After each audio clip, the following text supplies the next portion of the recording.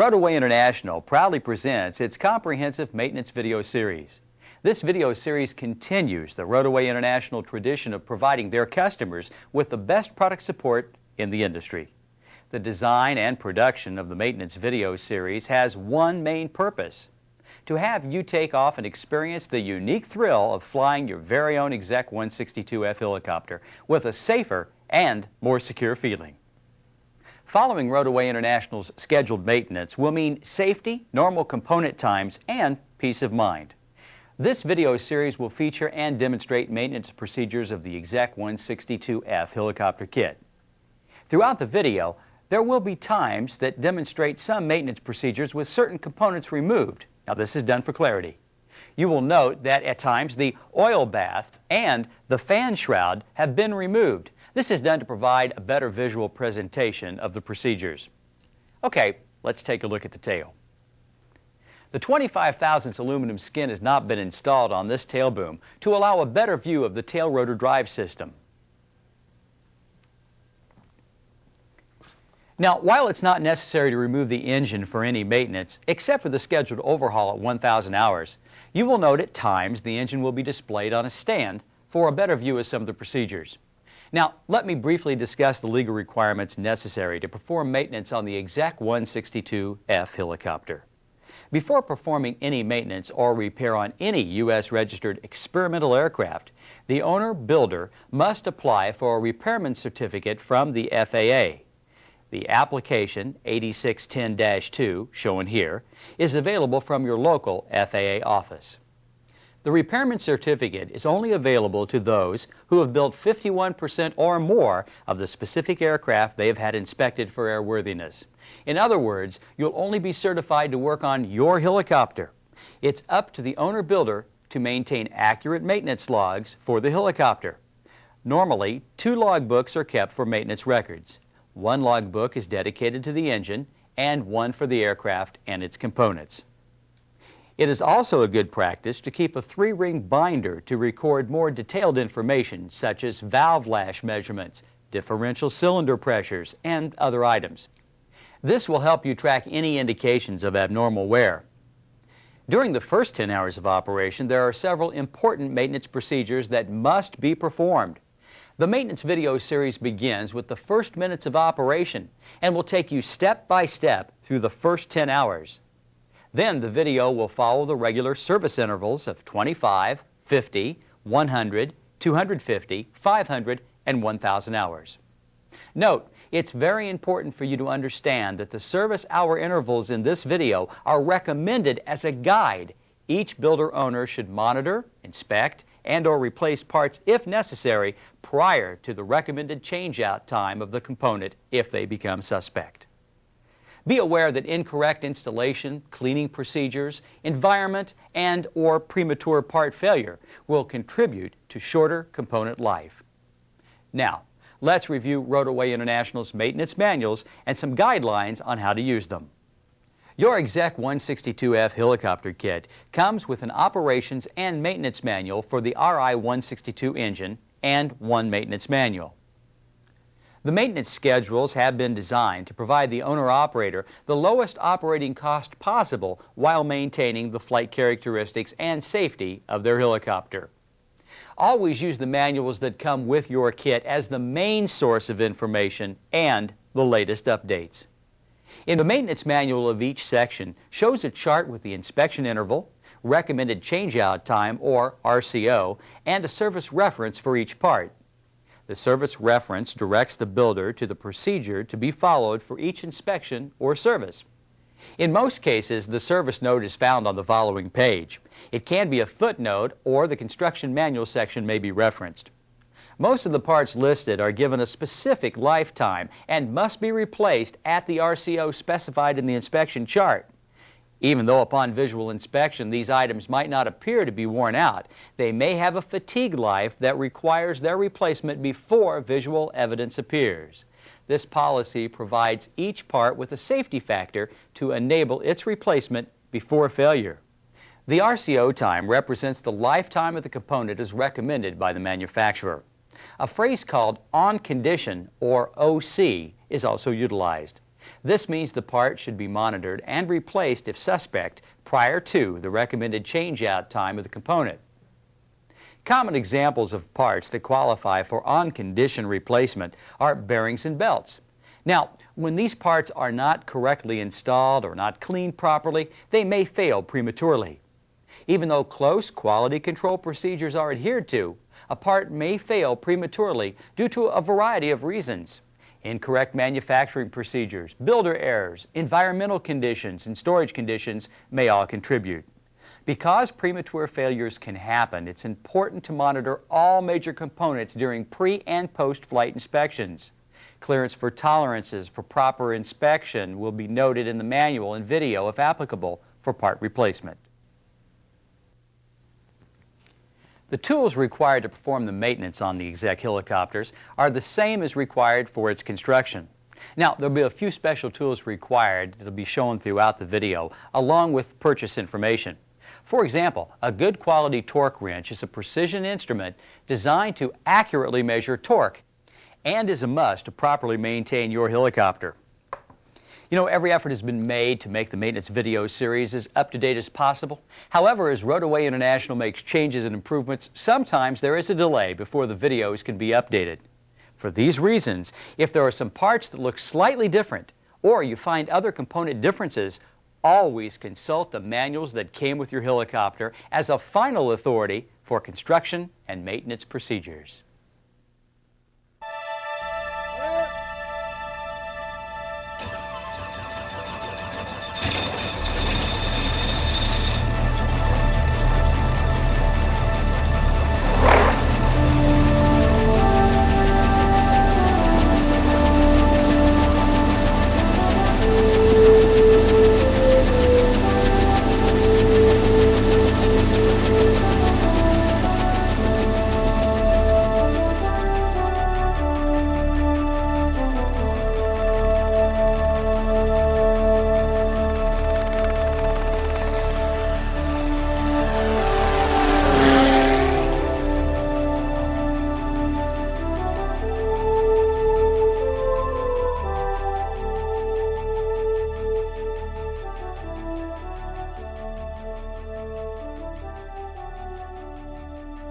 Be sure to follow closely the preparation and first startup procedures in Section 26 of the Construction Video Series. There are several things you should monitor closely during the first operations. Constantly inspect for leaks of fuel, oil, or coolant.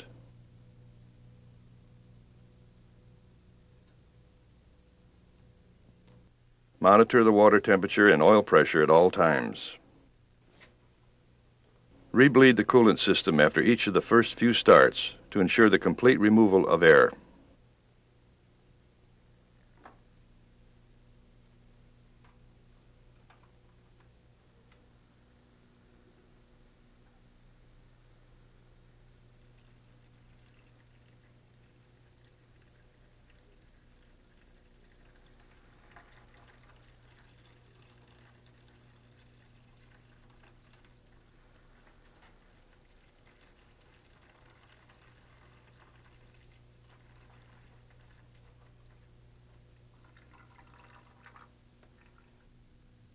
Always inspect all hoses for proper positioning and that they are away from any heat sources. Check and verify the oil level in the sump. After the engine has stopped, allow time for the oil to completely drain back into the sump. Add oil to bring the level between the marks on the dipstick.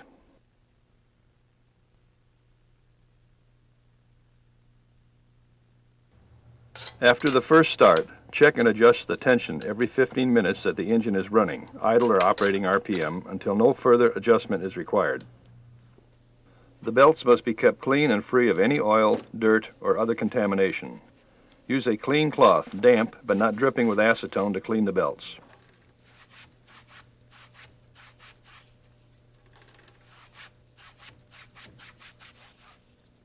The 3 new tail rotor drive belts will stretch rapidly during this time, and it is very important to prevent them from becoming too loose. A belt that is too loose could be damaged internally by rolling over the edges of the pulleys. It can also be damaged by the heat created from excessive slipping. Any belt that has rolled over may be damaged internally and must be replaced immediately to prevent belt failure. As part of your pre- and post-flight inspections, you must always examine the temperature strips. Pay close attention to these strips during the first hours of operation. After this break-in period, if the 170-degree dot darkens, it is an indication that a belt may be slipping or some other problem exists. The problem must be identified and corrected before continuing operations or flight. If the 180-degree or higher dot darkens, the belts have been damaged internally from heat and must be replaced. Be aware that there may be other factors that cause the 180-degree temp strip to darken. Be sure to make a complete inspection of the entire drive system. To tension the belts, first loosen the rear 1/4 inch bolts on the tail rotor shaft bearing flanges.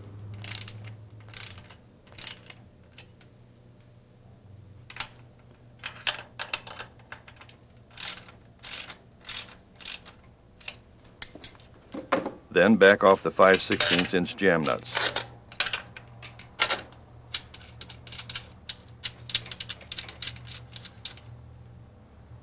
Turn the 5/16 inch nuts on the all thread rods clockwise to tighten the belts. Keep the tail rotor shaft perpendicular to the aircraft centerline by turning the nuts equally.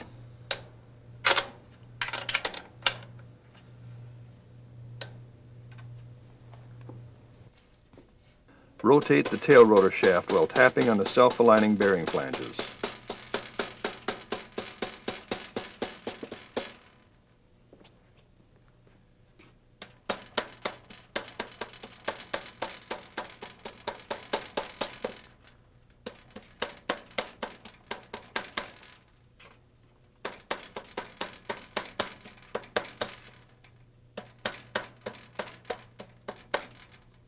Verify the belt tension at the first bulkhead.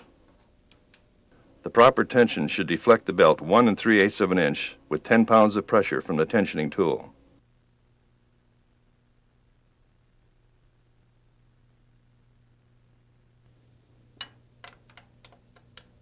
When the belts are at the correct tension, retighten the 1/4 inch bearing flange bolts and tighten the jam nuts on the all threaded rod.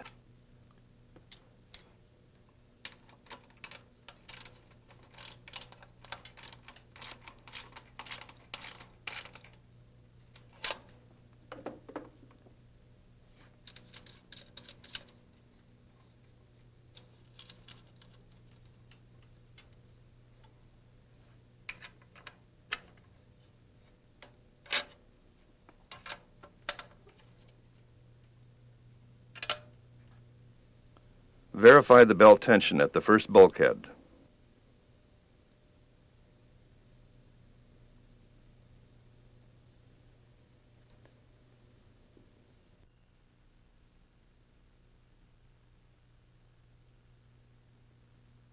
Monitor the tension on the main drive belts.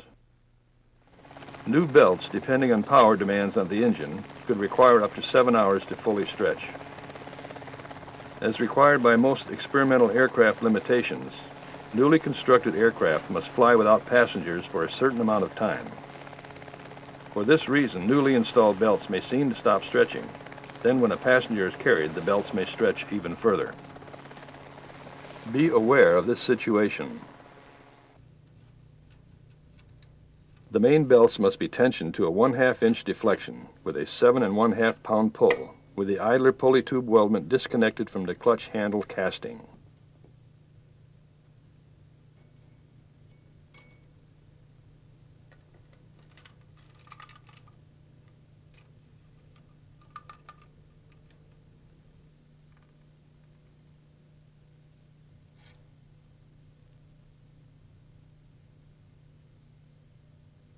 Do not over-tighten the main drive belts. These belts will stretch during the break-in period, and it will be important to maintain the proper tension to prevent the belt slipping and wearing the anodized finish on the engine pulley. In most cases, the engine will need to be moved at least 1/2 to 5/8 of an inch overall from its original installation position to compensate the stretching of the main belts during this break-in period. After tensioning the main drive belts, the engine must be leveled laterally and fore and aft in relation to the square drive tubes.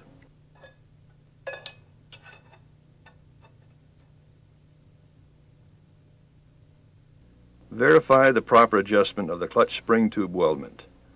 When the clutch is disengaged, the idler pulley should just touch the main drive belts and not deflect the belts outward. The piston should be against the rivets.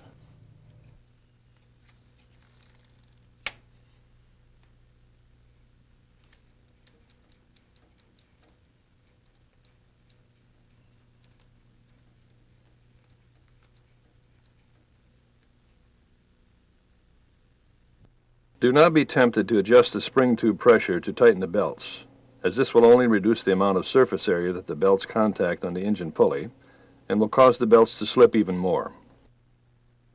There should be a minimum of 1/2 inch clearance between the lower side of the spring tube and the aluminum actuator arm with the clutch engaged and the engine not running. Removal of a portion of the spring tube on the lower half is normally required to achieve this clearance. Never use a belt dressing to eliminate belt slippage. Damage will occur when the dressing is contaminated with dirt and the belts become abrasive to the anodized surface of the pulley. Keep the main drive belts free of any contamination. Use a cloth, damp but not dripping, with acetone to clean the belts.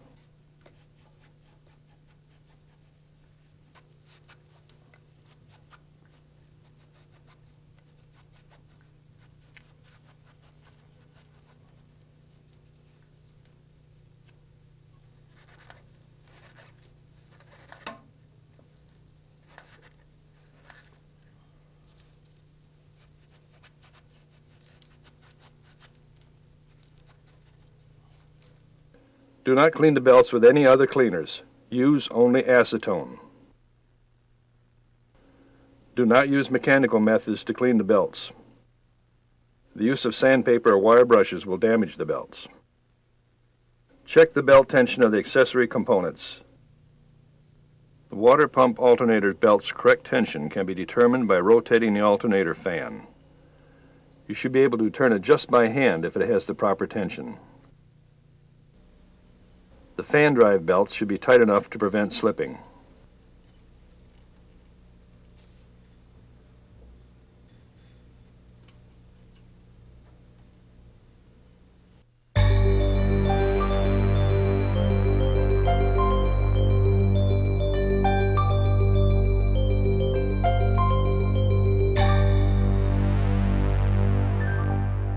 It is extremely important to make these inspections and adjustments every time you are required by the maintenance schedule to inspect the valve train. These inspections will require rotating the engine. The best way to rotate the engine is with a specially made tool which grips the flywheel ring gear. The source for this tool is Snap-on Tools. The Snap-on part number is A144A. You can order a Snap-on Tools catalog by calling 800-866-5748 or visit their website at snapon.com. The secondary can also be used to rotate the engine as shown here. Because the rocker box area is oily, use caution to prevent the oil in your hands from contaminating the belts and secondary pulley. Turning the secondary by hand for gross movement and using the flywheel tool for more precise movement is a good combination.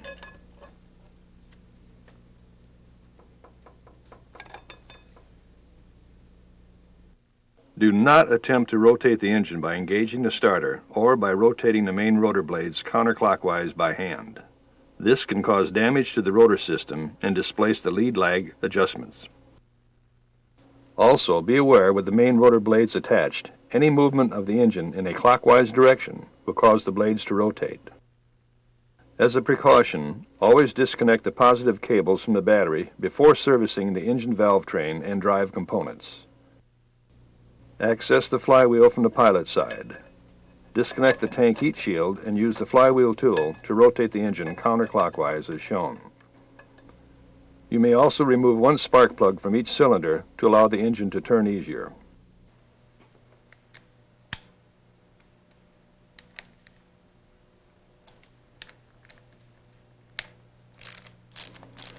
Remove the two bolts securing each valve rocker covers and remove the covers. Prepare for a small amount of oil to drain from the rocker box.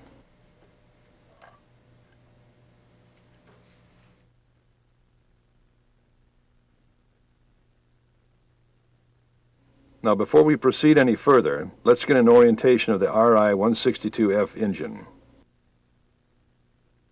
From the front of the engine or intake side, the cylinders are numbered as follows. The top right is number 1, bottom right is number 2, top left number 3, and bottom left number 4. The cylinder numbers are stamped on the cylinder heads near the spark plug holes as shown. Always note that each cylinder's intake valve is inboard and the exhaust valve is outboard. To locate top dead center or full firing position for cylinder number 1, rotate the engine counterclockwise until you line up the 0-degree index on the flywheel with the index located on the starter mount. Now make sure both the intake and exhaust valves for cylinder number 1 are fully closed. You should find the rockers on cylinder number 1 will be able to move as shown. If they are tight against the valve stems, the engine is at top dead center for cylinder number 3, and you must rotate the engine one full turn to get to top dead center for cylinder number 1.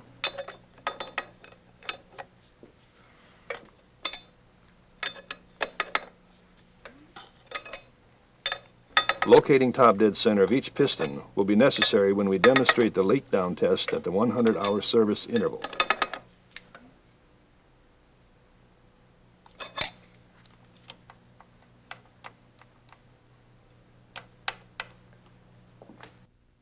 To make the following inspections and valve lash adjustment, we need to rotate the flywheel to a different position. We will start from top dead center of cylinder number 1. Note, it is not necessary to start at top dead center of cylinder number 1 when doing lash inspection.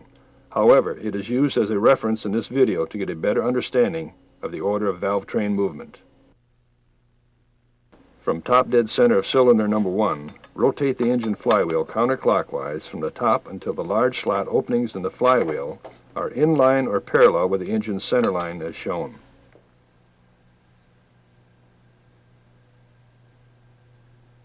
When the engine is installed in the helicopter, this position can be verified by looking through the inspection panel behind the pilot's seat upholstery.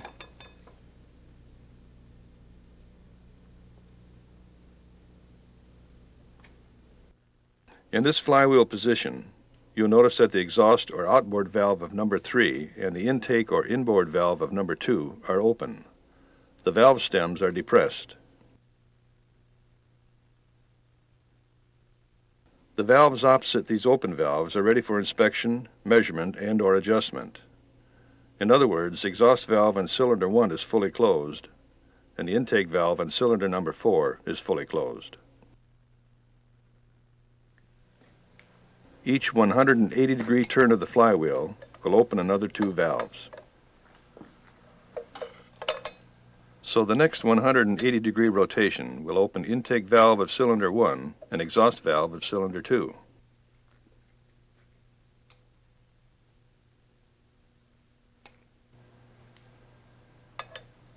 The next 180-degree rotation will open intake of cylinder 4 and exhaust of cylinder 1.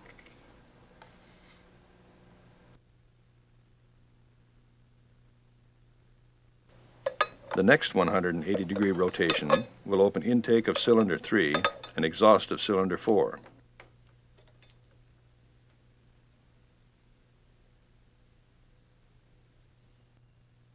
Reference this table for valve positioning and inspection. Remember, the valves opposite the open valves are positioned for lash inspection, measurement, or adjustment.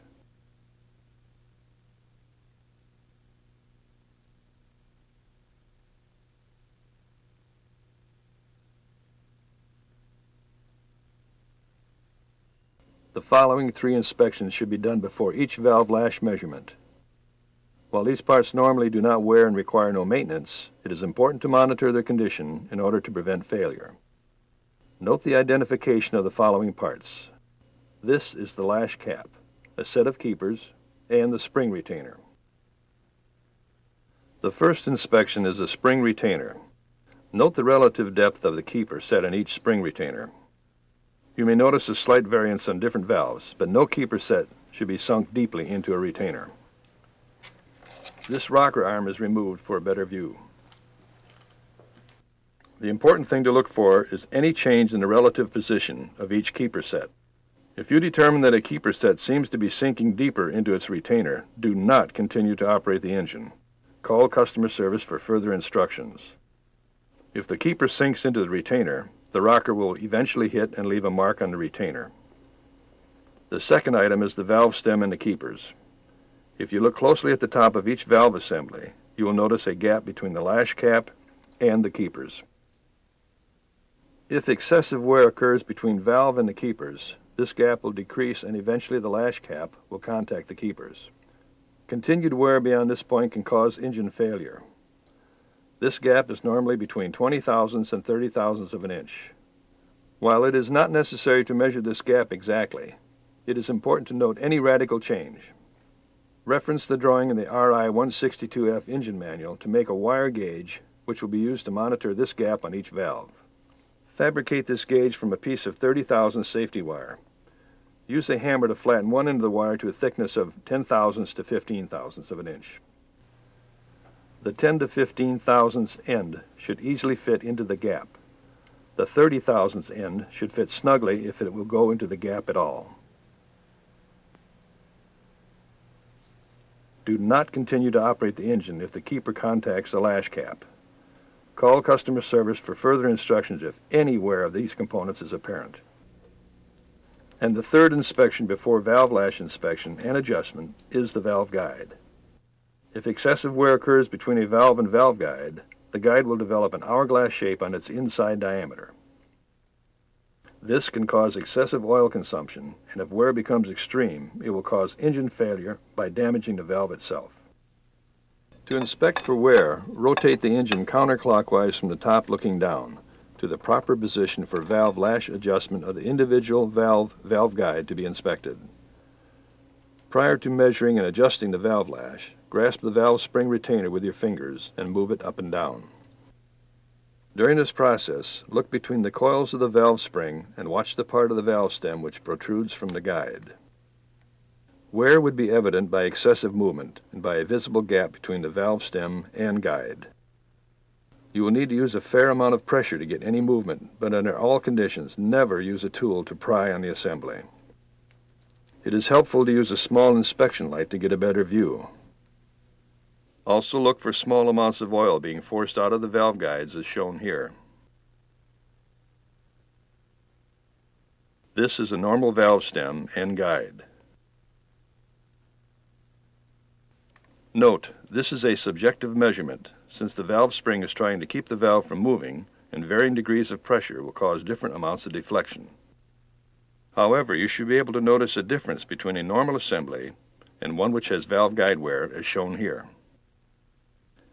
If you determine that a valve may have more play than normal, call RotorWay customer service for more information. Valve lash adjustments can only be made after the engine is cooled down and its internal temperature has stabilized at 50 to 90 degrees Fahrenheit. The aluminum case, water jackets, and cylinder heads will expand with temperature more than the steel push rods, causing a major difference between hot and cold valve lash. Adjustments made to a warm engine can result in valves not closing when the engine is cool, and conversely, if the engine is too cold, when making the adjustments, the lash settings will be too big at operating temperature. Rotate the engine in a counterclockwise direction, looking down from the top, until two valves are fully open as shown earlier.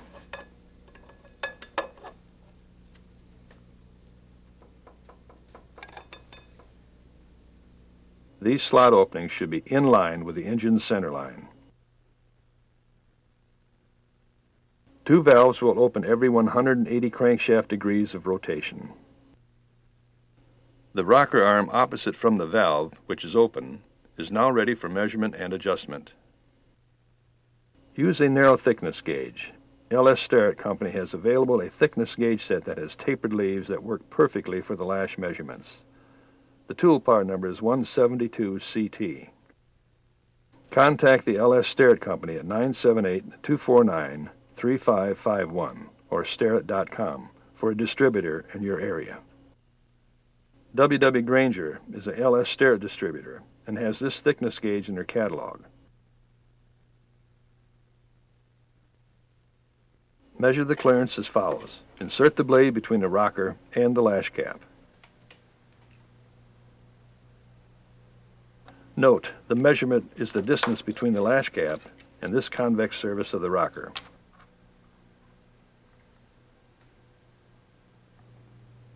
This is why you must move the rocker up and down slightly to center the rocker on the lash cap to get an accurate measurement. Be sure you have found the sweet spot between the lash cap and rocker to make the proper measurement. The proper measurement is determined when the thickness gauge has a light drag when moved back and forth. The specification for the RI 162 engine valve lash clearance is 4/1000 to 6/1000 of an inch. It is important to measure and record the lash before any adjustment is made. In addition to making the correct adjustment, you are also monitoring the valve train for excessive wear of parts. A clear and simple indication of wear in the valve train is continued development of excessive lash on any one valve. This is why RotorWay recommends you keep records of all valve lash measurements and adjustments. Anytime a lash measurement is made and several valves have a lash of more than 8/1000 of an inch, this is a clear indication that you need to make more regular adjustments. Any lash found in excess of 8/1000 of an inch warrants further inspection of the corresponding lash cap. Because of the design of the camshaft in the RI 162F engine, it is essential that proper lash be maintained.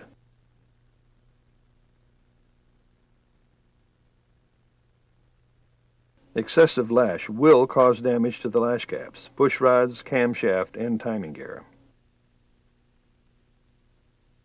If an adjustment is required, follow this procedure. The tools required to perform these adjustments are as shown: a thickness gauge, a 5/8 inch combination wrench, a 3/16 inch hex drive, and an inch-pound torque wrench. Loosen the poly lock nut. The method of loosening the poly lock nut is to back off the set screw. If you back off the nut without loosening the set screw, you could possibly back out the rocker stud. With the 4/1000 feeler gauge in place, tighten the rocker nut by hand until the 4/1000 leaf is snug when you move the gauge back and forth. Remember to find the sweet spot.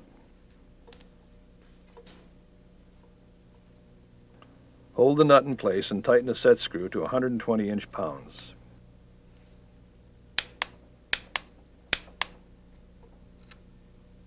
Check the adjustment.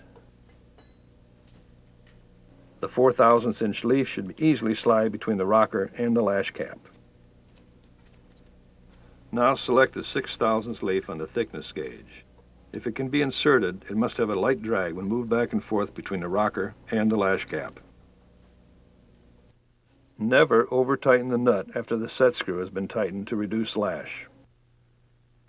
The reason that you're instructed to first turn the rocker nut down snug by hand is that the tightening of the set screw causes the nut to back off slightly and loosen up the adjustment.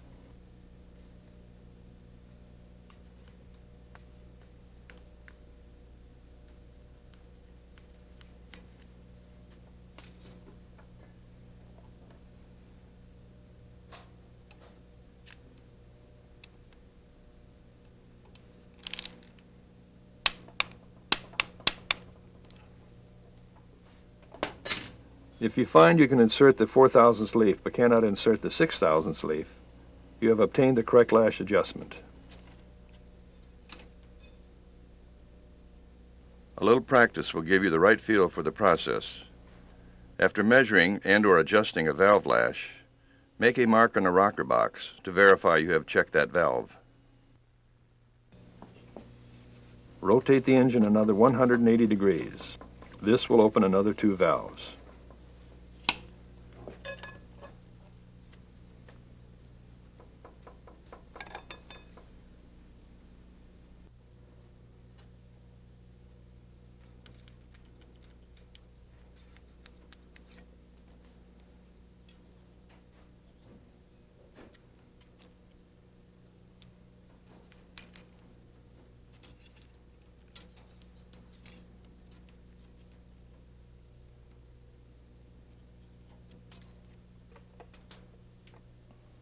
Loosen the poly lock nut.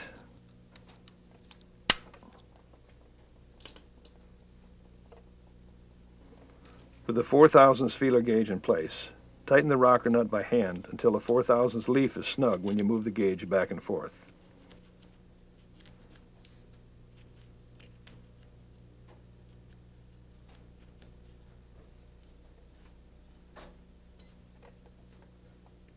Hold the nut in place and tighten the set screw to 120 inch-pounds.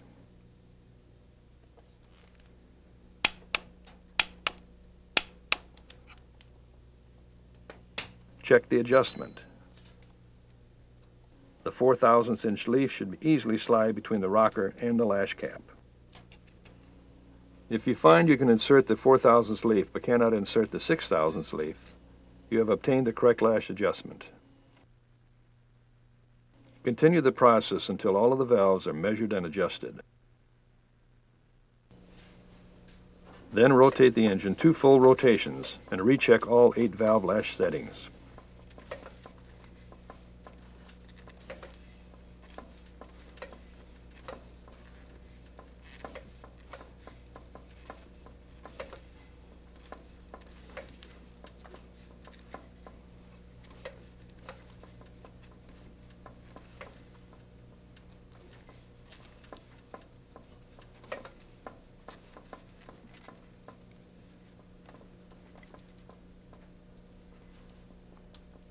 Before installing the valve covers, always inspect the rubber O-rings on all 4 bolts and replace them if necessary. Inspect the valve cover gaskets and replace them if necessary. If you need to replace the gasket, use silicone gasket adhesive to secure the gasket to the valve cover. Use Dow Corning RTV 735 silicone sealant.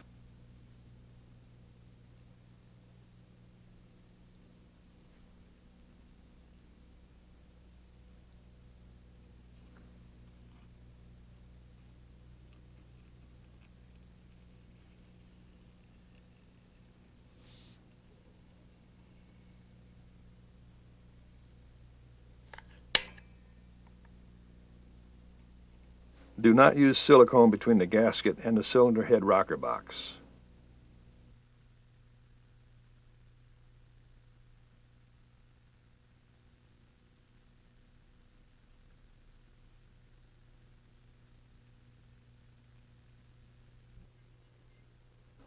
Center the cover both vertically and horizontally over the cylinder head rocker box.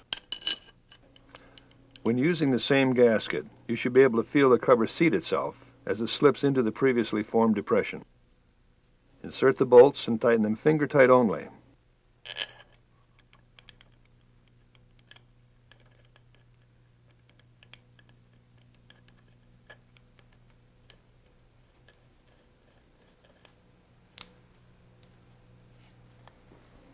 Visually check to ensure that only the gasket is contacting the cylinder head.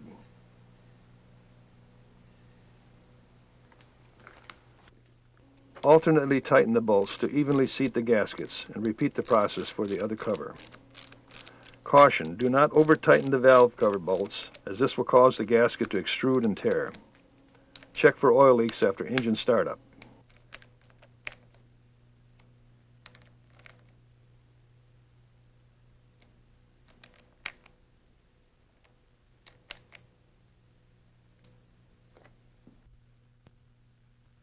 Retorque the bolts on exhaust manifold flanges, intake manifolds, and water jacket fittings. The water jacket fitting bolt should be retorqued to 10 foot-pounds. Use an extra long 3/16 of an inch ball hex end bit to retorque the bolts.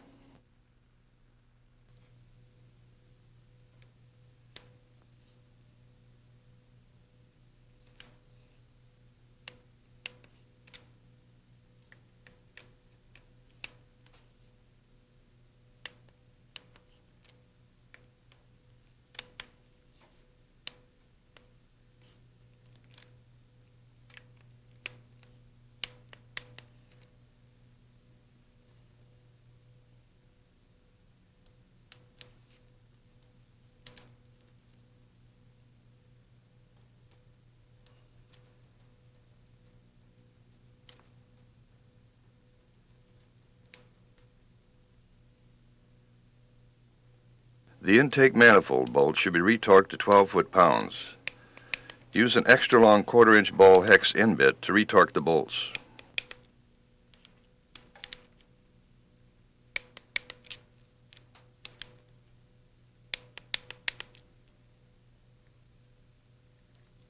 The exhaust manifold flange bolt should be retorqued to 10 foot-pounds.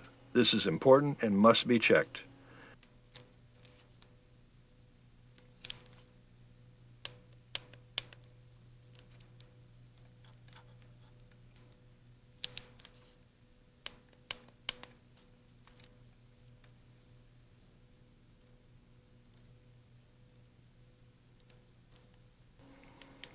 You will want to monitor and retorque the exhaust manifold bolts for the first several hours.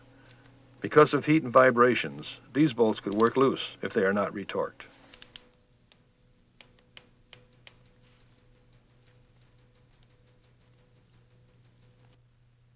Inspect the cooling system. Check the entire system, including the engine, for any signs of coolant leaks.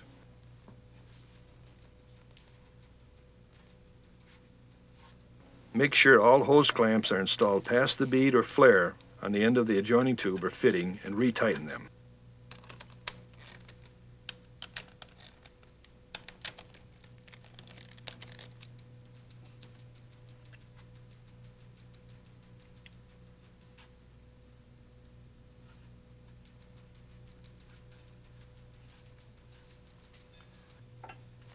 Check the hoses, making sure there's no interference with vibrating or rotating parts.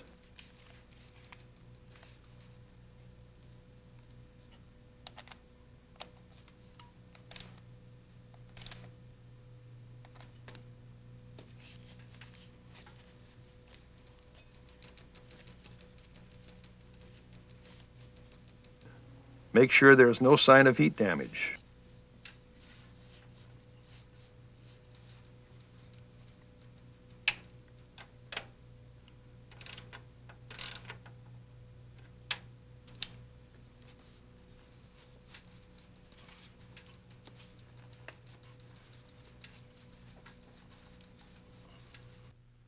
Inspect the top and bottom side of the radiator.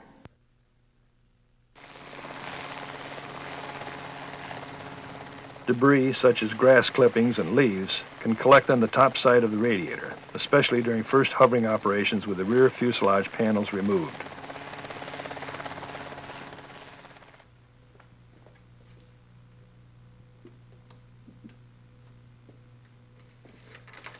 Note, this radiator was removed after approximately 50 hours to better view the collection of debris, belt dust, and dirt collected on the top side.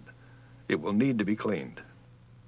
If inspection of the radiator reveals a need for cleaning, spray it with a mild soapy water solution using soft to medium pressure. Do not use a hard stream of water. Damage to the radiator fins will occur.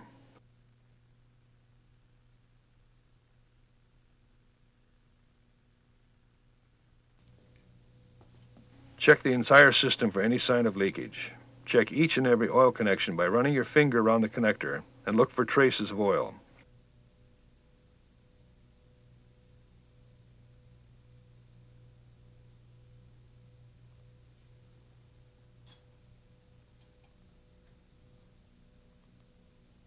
Also check the lines for proper clearance from other parts and heat sources.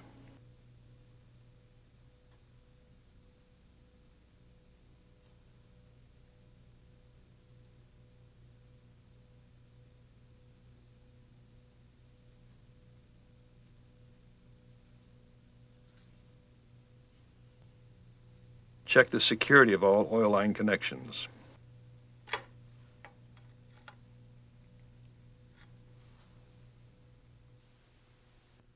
Oil pressure adjustments must be made when the engine is at operating temperature.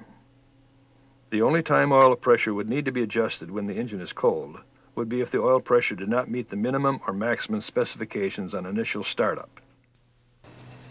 Oil pressure must fall within the stated parameters at idle and full RPM. The oil pressure requirements are 40 psi minimum at idle and at 4,250 RPM, 45 psi minimum and 70 psi maximum. Note, the oil pressure was set at the factory during testing of the engine. A slight adjustment may have to be made in order to tune the pressure regulator to your ship's particular oil system. This adjustment should be minor and should not have to be made during initial warm-up of your engine. However, do not take this for granted. Carefully monitor your oil pressure at all times. To adjust the oil pressure, first review the exploded view of the oil pump cover and the pressure regulator components found in the lower cover assembly drawing in Section 5 of the engine manual. Take the time to become familiar with the component parts.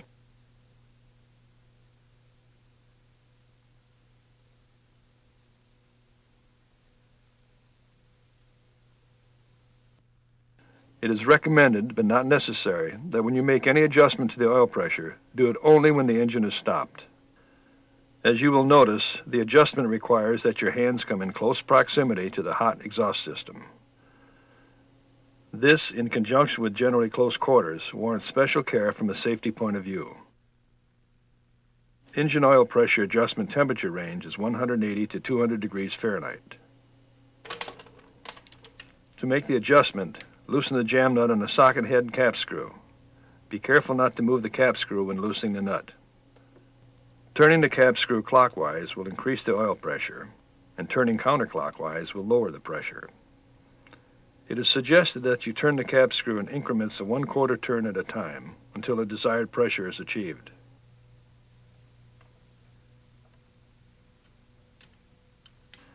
Each time an adjustment is made, retorque the jam nut to 108 inch-pounds. If continued adjustment is required, or if no pressure effect is noticed with screw rotation, then contact customer service. If after a time an oil leak is found around the socket head cap screw where it enters the regulator plug, the O-ring must be replaced. Make an index mark on the bolt.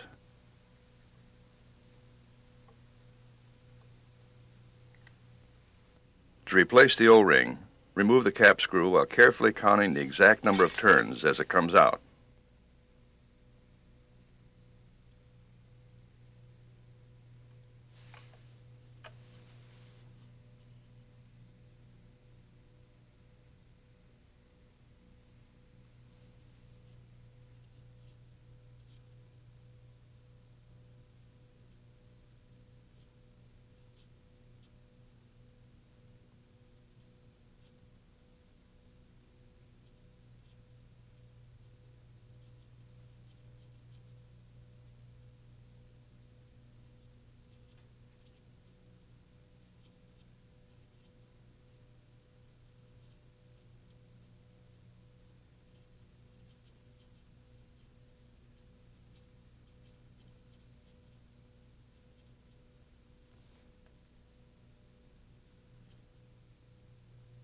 Be prepared for a small stream of oil to drain out of the regulator plug.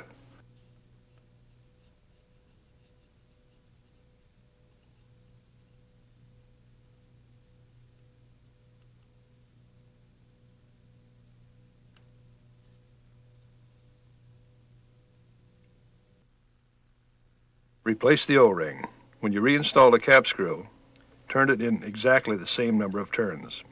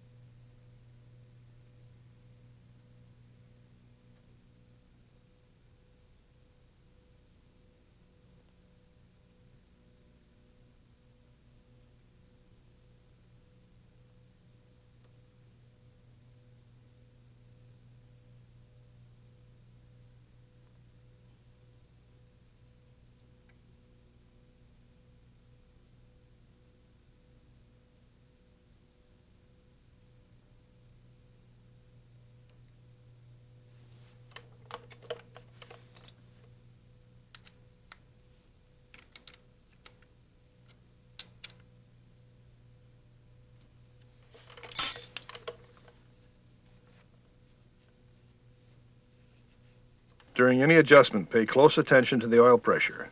make sure you are not running the engine with the incorrect oil pressure.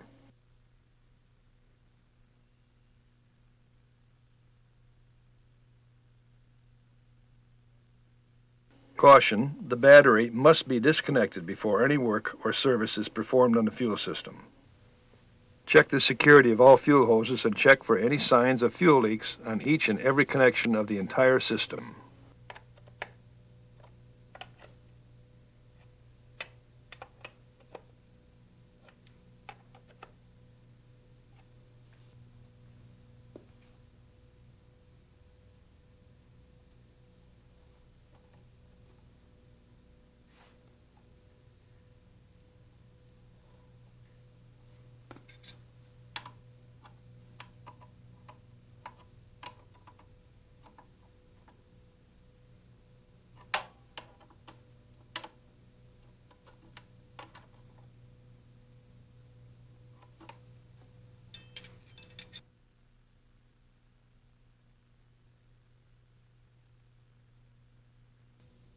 Check all the wiring for proper mounting, connection, and condition.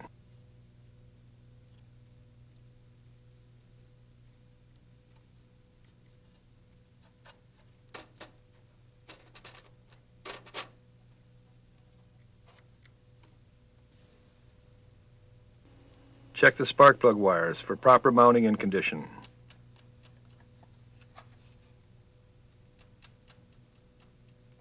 Replace any wire that shows any sign of damage.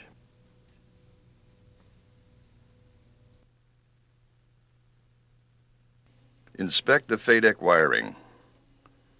Check all the FADEC wiring for proper mounting, connection, and condition.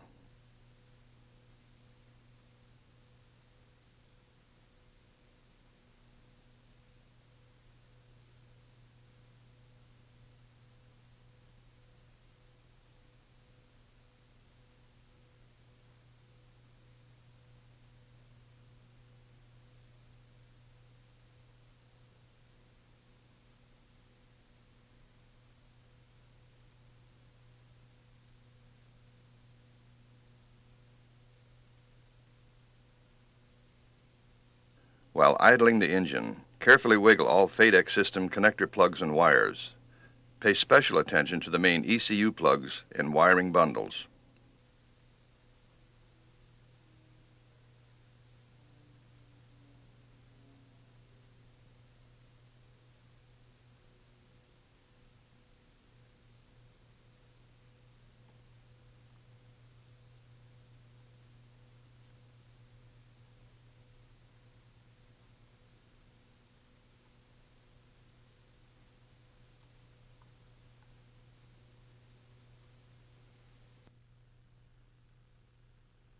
Inspect the throttle control.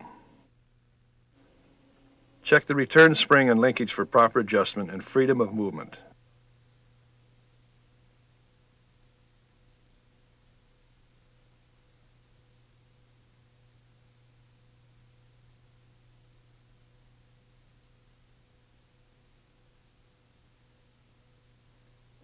Note, with collective in the hover position, turn on FADEC 1 and set the digital monitor display to throttle position.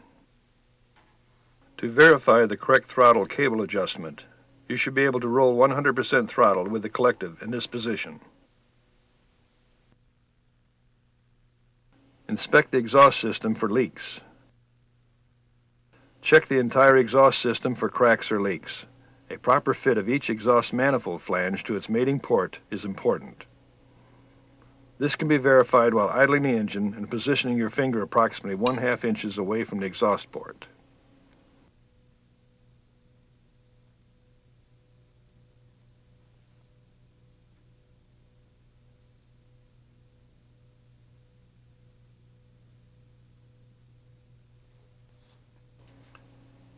Test all the way around the circumference of each port for escaping gases. If no turbulence is felt within the proximity, you can be assured that the system will be sufficiently leak-free at full RPM. If you should discover a leak in one of the ports, it is imperative that you replace that gasket. Any type of exhaust system leak may allow carbon monoxide fumes to enter the cabin area.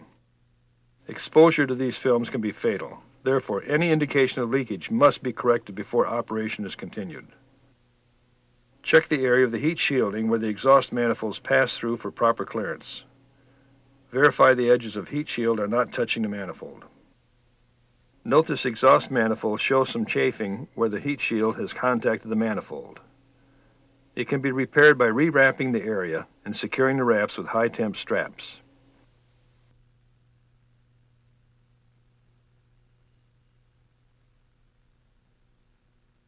You should also increase the opening in the heat shield.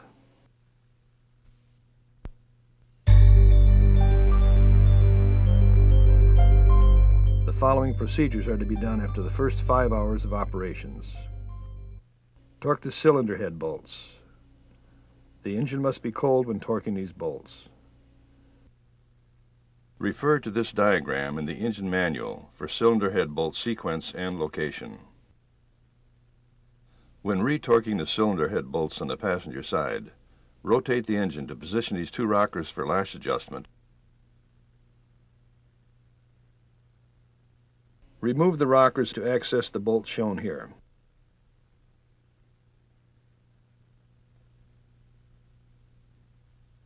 Remember to measure and record the lash before removing the rockers for access to the cylinder head bolts.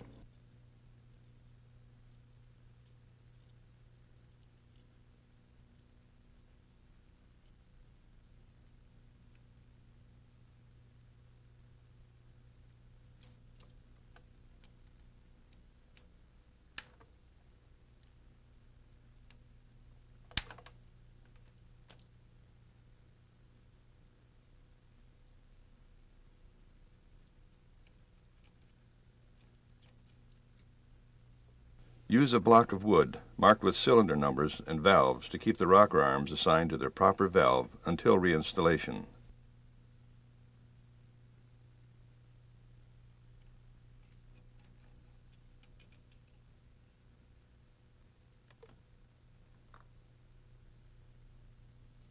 The retorque procedure is as follows. With one bolt at a time, loosen each bolt 90 degrees. Then retorque the bolt to 22 foot-pounds. As you tighten the bolt, it is important to note the amount of rotation necessary when the bolt torques at 22 foot-pounds. Make note of any bolt that requires more than 90 degrees to torque. The intake manifold has been removed to show access to these cylinder head bolts.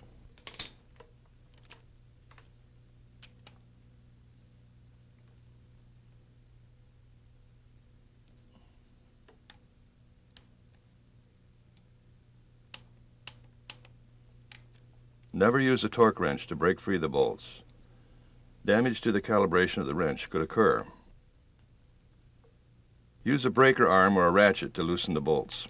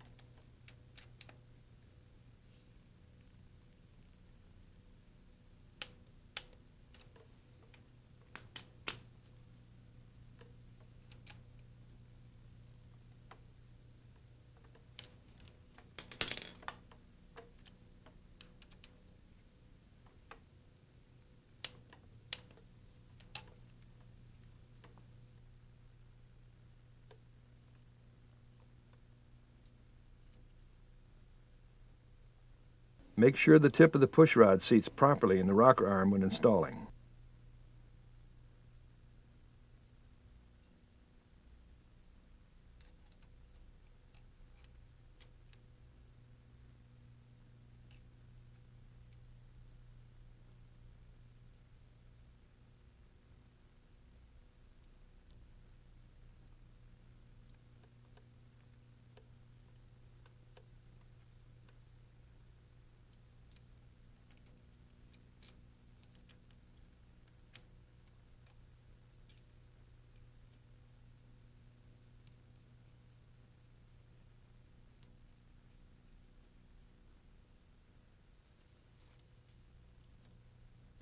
Perform the lash adjustments as shown earlier.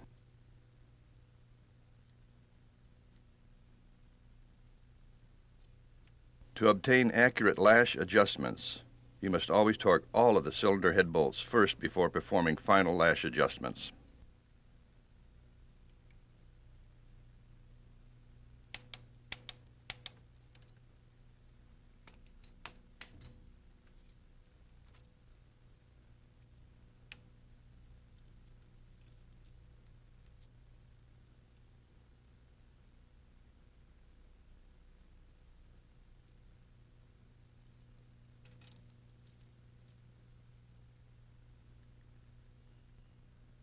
Note, when retorquing the cylinder head bolts on the pilot side, you'll need to rotate the engine to two separate positions to remove the rockers to access these bolts. Refer to the lash measurement and adjustment procedures shown earlier. After retorquing the cylinder head bolts, perform a complete lash measurement and adjustment.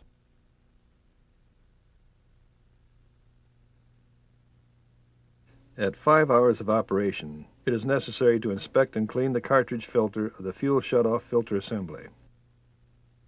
With the shutoff in the off position, the filter can be serviced without draining the tanks.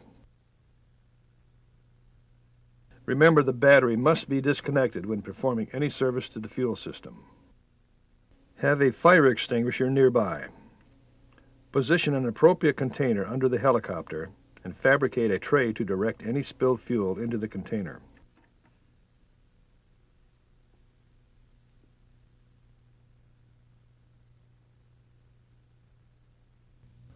Hold this fitting with a wrench and disconnect the fuel hose. Be prepared for fuel to drain out of the assembly.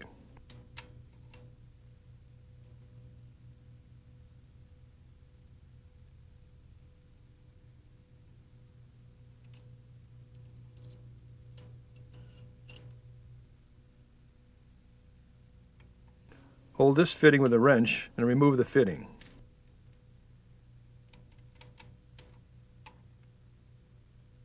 The fitting should loosen with a minimum amount of force, but be careful not to damage the assembly.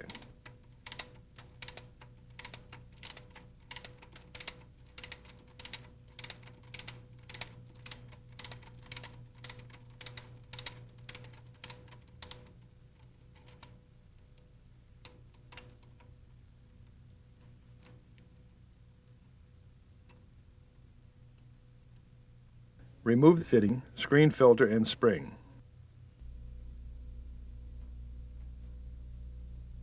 Carefully clean the filter and the inside diameter of the housing. If there is a large amount of debris trapped in the filter, this would be an indication that more frequent inspection is required. Replace the smaller O-ring. Do not reuse this O-ring. It is suitable to reuse the larger O-ring if it shows no sign of wear or damage. Place a film of petroleum jelly on the O-rings and on the threads of the fitting and in a tapered section of the housing bore.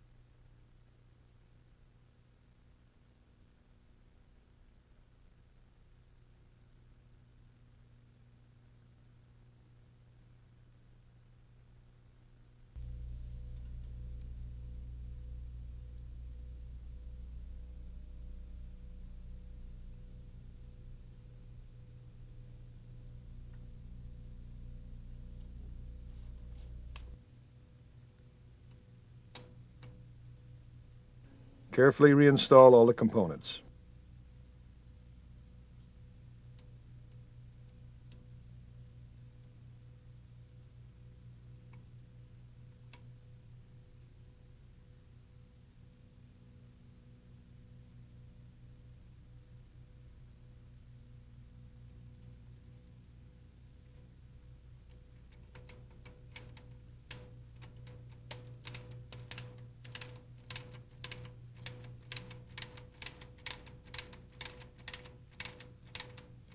Do not over-tighten this fitting. The seal is made by the O-rings and not by how tight the fitting is secured. Over-tightening can result in damage to the assembly. Reconnect the hose to the fitting and carefully leak check the system prior to starting the engine.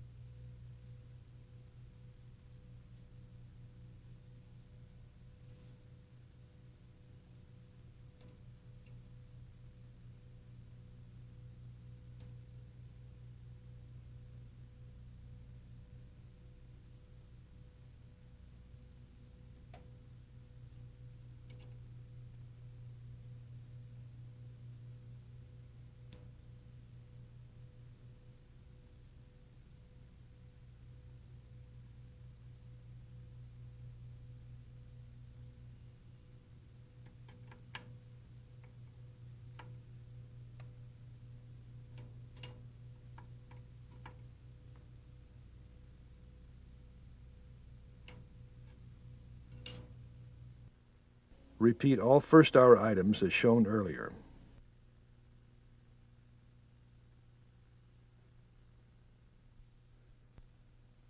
The following procedures should be performed after the first 10 hours of operation. Change the oil and filter.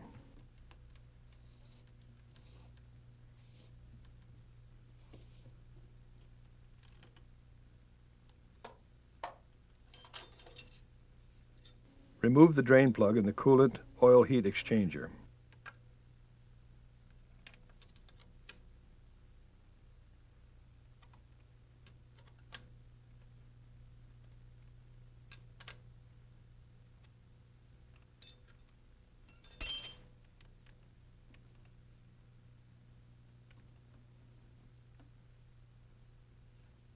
Configure a drain hose with an end large enough to fit snug over the oil drain fitting when the plug is removed. Prepare for some oil to spill as you remove the plug.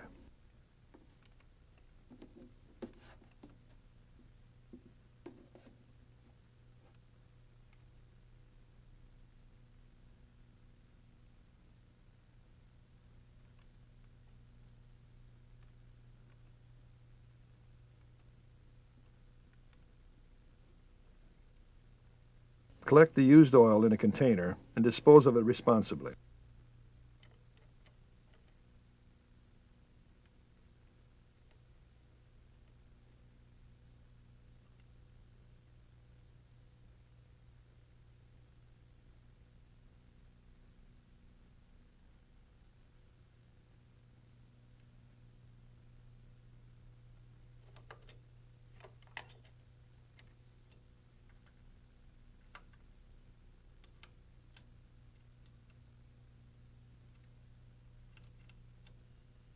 Remove the oil filter.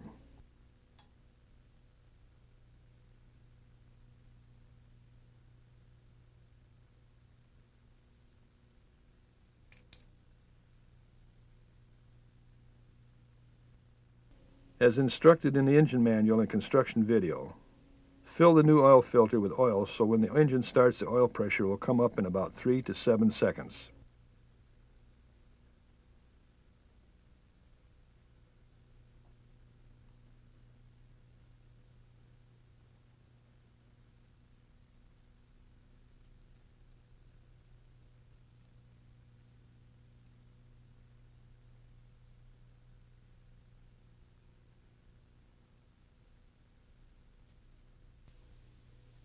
Add a total of 4.5 quarts of oil.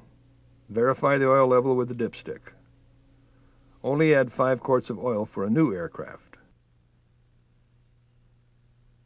Repeat all first hour items as shown earlier.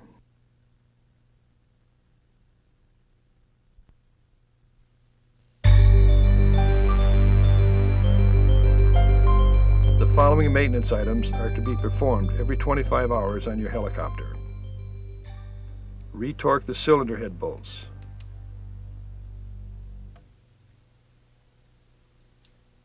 Measure and adjust valve lash and inspect valve train. Perform in conjunction with cylinder head torque service as shown earlier.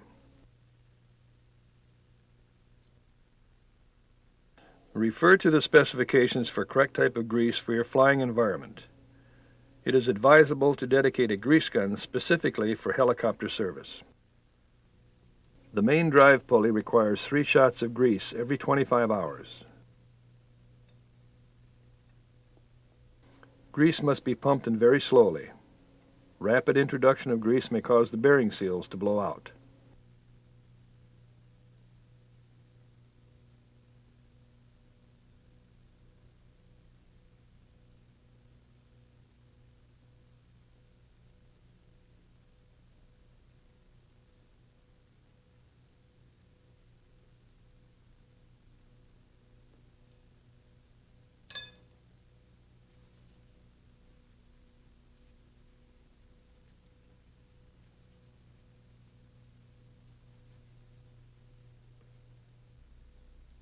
Inspect cooling system. Check entire system, including engine, for any sign of leakage. Retighten all hose clamps. Check the hoses, making sure that there is no interference with vibrating or rotating parts or any sign of heat damage. Inspect oil system. Check entire system for any sign of leakage. Check the security of all oil line connections. Also, check the lines for proper clearance from heat sources and other parts. Change the oil and oil filter. Note, change the oil and filter every 6 months, even if 25 hours of operation has not yet occurred.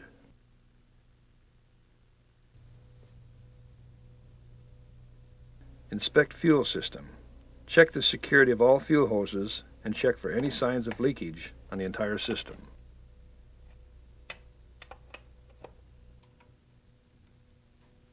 At 25 hours of operation, it is necessary to inspect and clean the cartridge filter of the fuel shutoff filter assembly. If there is a large amount of debris trapped in the filter, this would be an indication that more frequent inspection is required.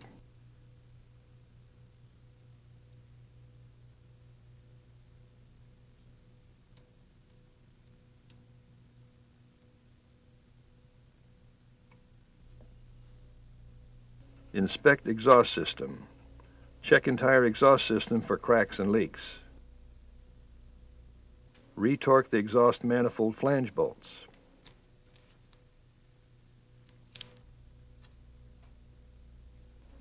Inspect ignition system. Check all wiring, including spark plug wires, for proper mounting and condition.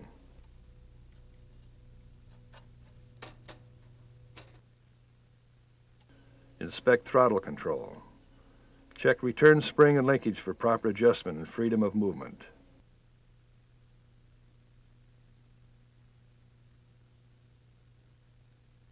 Check cable ends and cable for wear.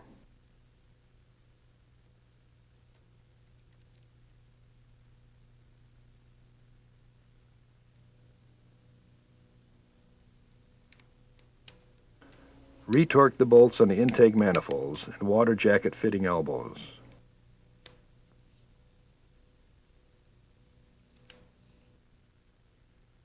Service air filter. Clean as necessary and inspect for damage. The air filter must remain clean in order to maintain proper engine performance. A common cause of power loss is a clogged or dirty air filter. A restrictive air filter will cause the engine to operate in an overly rich condition, which could cause engine damage. If the air filter appears dirty, or if it has been contaminated with grease, cleaning and re-oiling is required. If damage is evident, or if it cannot be properly cleaned, replace the air filter. Certain local conditions may warrant an inspection and cleaning on a more regular basis than the 25-hour interval. Caution, only use K&N brand of air filter oil and cleaning products. Lightly brush and tap off any surface dirt.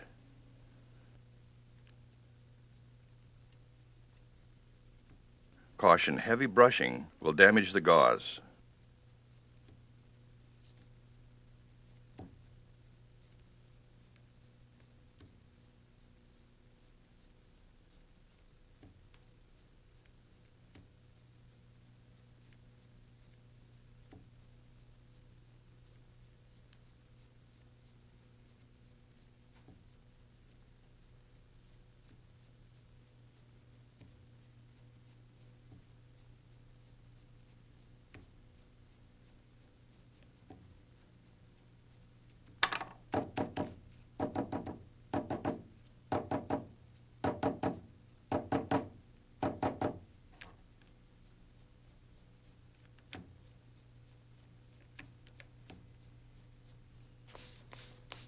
Spray K&N cleaner liberally onto the entire element.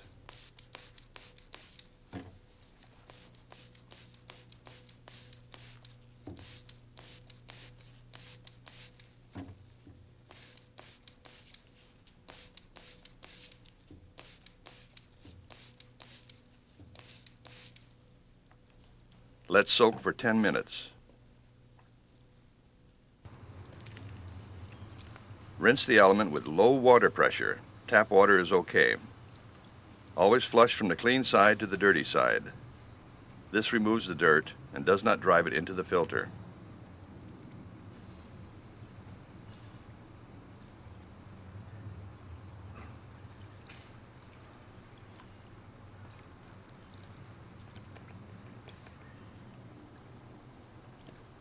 After rinsing, shake off all excess water and let the element dry naturally.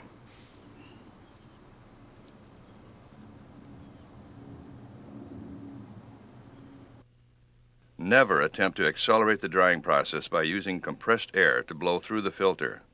This will damage the air filter. After the filter is air dried, the filter must be oiled. Gently squeeze a small stream of K&N filter oil along the entire length of each plate. Caution, use restraint as the oil tends to flow profusely and it is easy to get too much on the filter.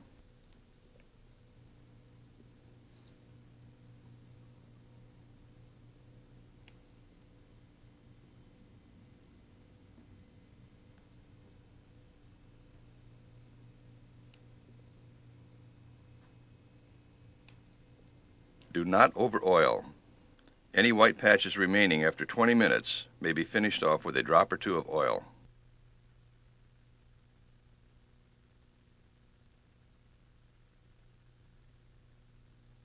The secondary unit comes as a complete assembly and should not be tampered with or opened at any time. Any other adjustment and work performed must be done at the factory service center at RotorWay. Note, the upper bearing assembly of the secondary requires one shot of Mystic JT6 grease every 25 hours.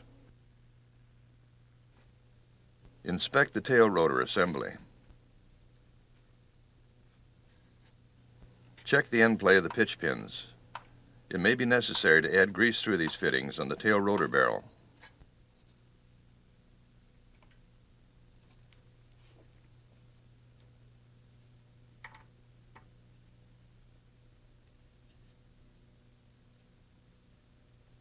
Usually one shot of grease is all that is necessary. Look for the grease to come out near the pitch horns and wipe off the excess.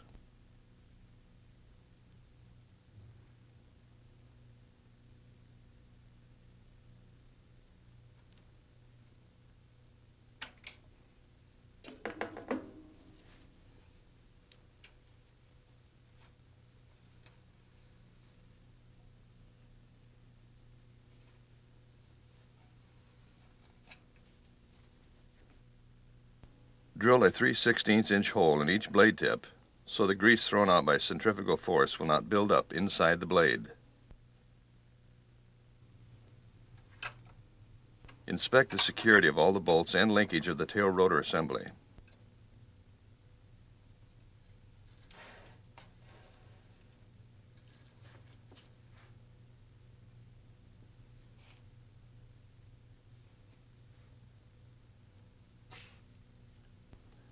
Check the security of the cotter pins.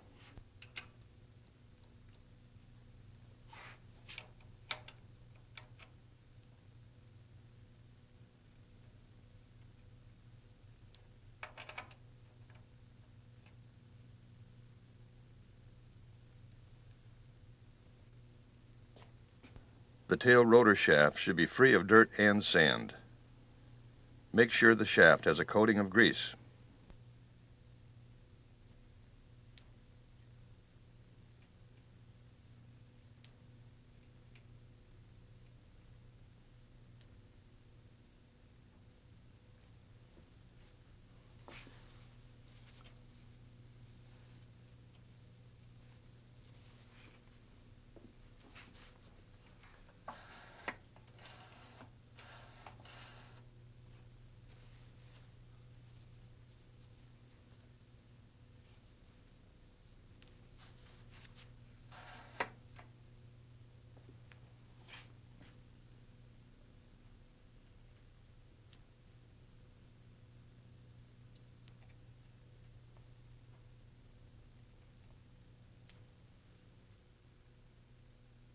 At the 25-hour service interval, the tail rotor belt spring tool should be calibrated to verify its accuracy.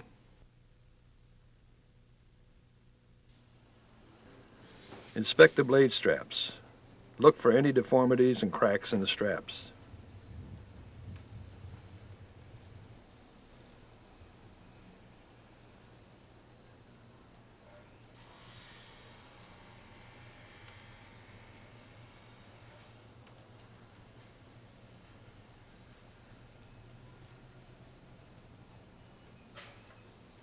Check for any sign of the strap bolts bending. Check for any gaps between straps and the washers.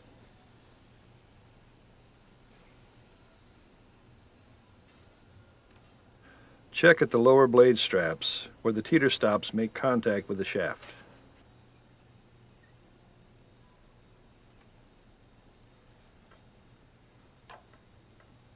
Check for blade skin delamination using the tap test hammer. Tap along the rivet line as shown here. You should notice a solid sound resonating from the blade. Tap repeatedly along the seam, listening for noticeable sound changes. If the sound changes from a solid to hollow sound, as demonstrated here by tapping away from the spar, the blade skin may have delaminated from the spar at that location, and RotorWay customer service should be notified. Tap along the full length of the blade on both the upper and lower skins.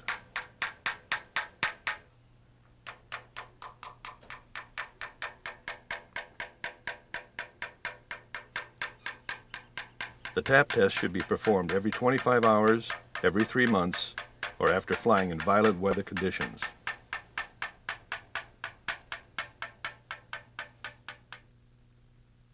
After you have had your helicopter at operating RPM and hovering for several hours, newly painted blades can develop paint blisters or have paint erosion due to the type of conditions the helicopter is flown in. This can cause out-of-tracking conditions or vibration in the rotor system. Keeping the leading edge smooth can be maintained by wet sanding the edge of the blade with 400 grit wet-dry sandpaper and feathering the paint to a smooth edge. Tracking and vibration should return to a normal condition. Note, RotorWay does not recommend the use of leading edge tape.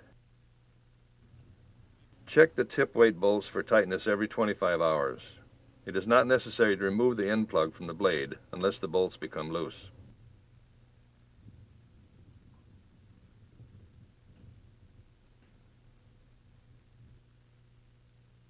A low rotor RPM on the helicopter can cause wrinkling of the blade skins to the outboard side of the fiberglass doublers. If these conditions have occurred, contact RotorWay for further instructions. Blade fatigue is very difficult for a new and low-time pilot to sense. Some of the symptoms of blade fatigue are as follows. Change in blade droop while in a static position from the previous inspection.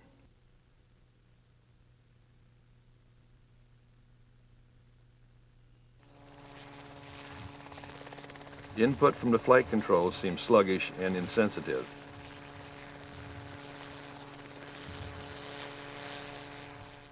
During auto-rotation flare, the blade will develop a shake that will not stop until collective pitch can be reduced. Blade tracking seems to keep moving in and out and cannot be stabilized.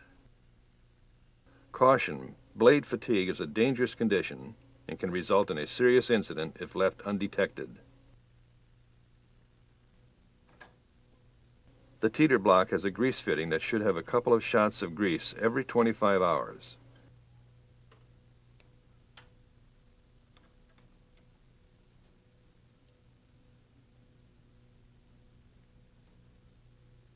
The grease should come through the bearing and be visible on the outer race of the bearing.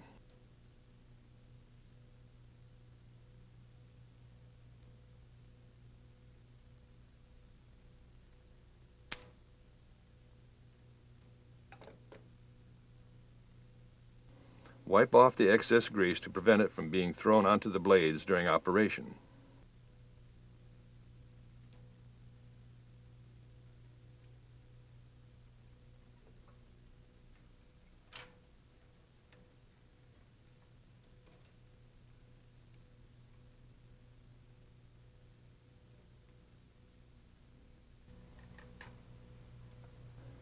Check the security of the bolts of the rotor system.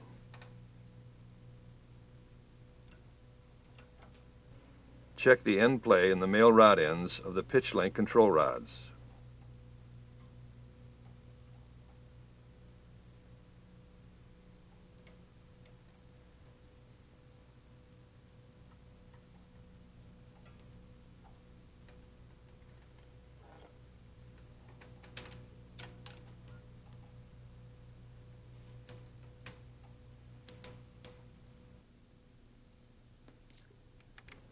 Check the integrity of the safety clip on the ballast weight pin.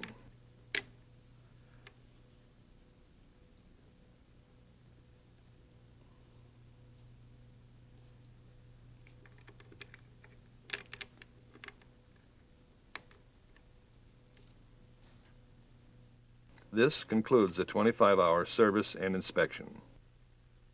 Remember, these procedures must be done every 25 hours, and you must also enter the service and inspections performed in your helicopter's engine and airframe logbooks.